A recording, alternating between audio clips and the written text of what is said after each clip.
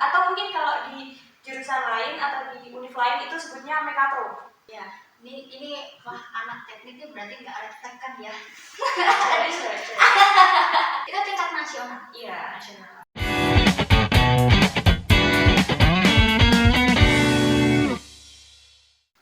Halo teman-teman, selamat datang di podcast Sobat Nora. Di episode pertama ini kita akan membahas tentang seputar kehidupan mahasiswa Universitas Diponegoro, teman-teman. Nah, sebelum itu aku mau perkenalan diri dulu nih. Perkenalkan, namaku Naura Rasmi, teman-teman bisa panggil aku Naura. Dan sekarang aku sudah bersama Kak Dea. Hai Kak Dea. Boleh nih perkenalan diri dulu ke teman-teman semua. Halo semua, perkenalkan nama aku Dea Syafina, bisa dipanggil Dea. Aku dari Universitas Diponegoro. Wis, kalau boleh tahu dari prodi apa nih Kak Dea? Aku dari prodi Teknologi Rekayasa Otomasi, atau mungkin kayaknya masih pada asing ya. Apa sih itu? Itu gabungan antara mesin dan elektro lebih tepatnya. Oh, itu dua gabungan ya? Ya, atau mungkin kalau di jurusan lain atau di univ lain itu sebutnya Mekatro. Oh iya, kalau di univ saya tuh sebutnya juga mekatronika itu. Ya. Ini wah anak teknik itu berarti nggak refleks kan ya? Kalau boleh tahu nih Kak Dea, pertama kali waktu keterima di Uni itu rasanya gimana sih? Rasanya ya, bingung sih, jujur ya, bingung. Kok bisa bingung? Karena itu nggak ada di planning aku, jurusan itu, univ itu benar-benar unexpected banget. Aku benar-benar nggak berharap di situ. Terus ya Allah ngasih jalannya, aku kuliah di situ. Masya Allah. Emang itu jurusan yang sebelumnya diminati itu apa? Kok bilangnya sih nggak di planning gitu? Sebenarnya itu aku salah baca prodi aja sih. Beneran, itu kan belakangnya otomasi ya. Aku dulu bacanya otomotif. Nah, aku niatnya mau masuk ke otomotif, tapi ternyata jadi otomasi gitu. Tapi selama perkuliahan di Undip ini, Kak Dea bisa mengikuti dengan lancar kan? Alhamdulillah kalau sekarang sih udah bisa survive dengan baik ya. Ya awal-awal struggle lah dengan kehidupan, terus habis itu biaya hidup yang tinggi, terus mata kuliah, tugas-tugas yang sulit, terus ngadepin dosen-dosen yang mood swing juga. Tapi ya alhamdulillah sampai sekarang udah bisa berjalan dengan lancar aja gitu. Alhamdulillah. Kak, kalau boleh tahu, kayak ada nggak sih culture shock waktu di Undip gitu? Yang pertama, satu, panas. Jujur ya, panas banget.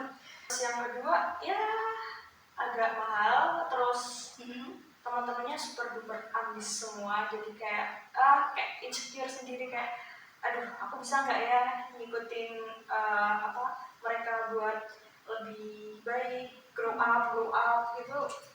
Kadang aku bingung, aku takut aku malah jadi insecure banget gitu. Tapi kalau kuliah-kuliah itu Kak Dia tetap bisa ngikutin sih dengan imbang gitu. Kadang kalau aku lihat di IG gitu tuh, wah ini udah banyak banget loh pengalaman, bahkan udah nyantumin line in loh teman-teman itu Kak Dia di IG gitu.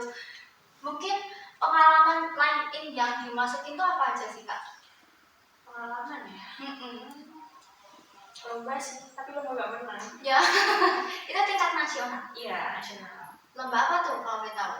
Aku 2 kali itu ikut kontes robot Indonesia atau KRI.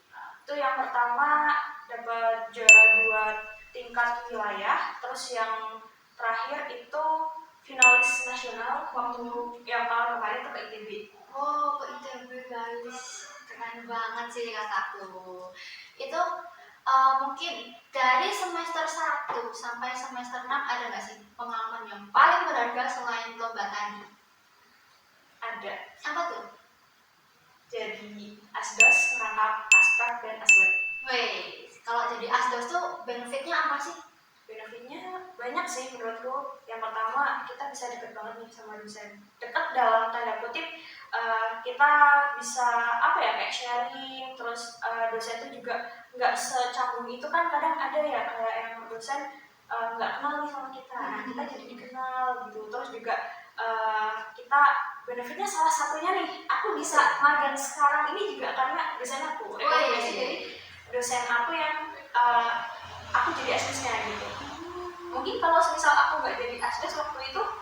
nggak akan ada di titik sekarang gitu. Itu benar-benar satu hal yang aku tuh sampai sekarang sih mikir kayak orang tua aku tuh doa apa sih kok sampai aku dilancarin di kuliahku yang sekarang ini, sampai aku tuh ditemuin sama orang-orang baik, sama dosen yang baik juga. Bahkan aku jujur belum pernah nemuin dosen yang orang-orang bilang killer. Itu aku bingung, itu killernya di mana gitu.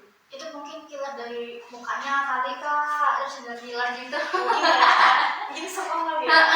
Padahal asik ya kak, Asik banget.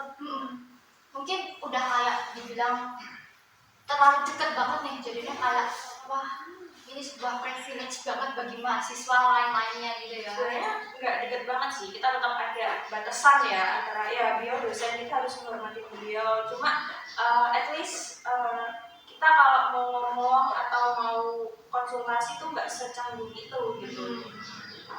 Udah ada istilahnya kayak ada jalurnya sendiri gitu ya kak ya. Benar-benar.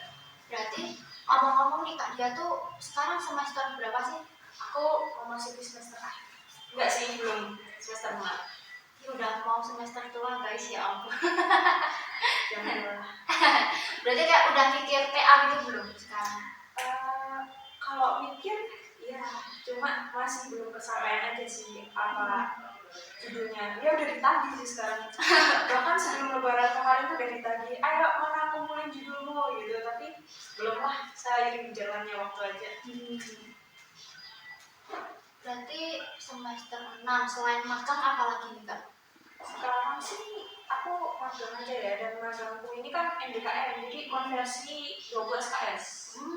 Lumayan 20 SKS. Apa lagi coba? Iya, aduh kalau di matkul-matkulan mungkin belum masuk juga sih ya.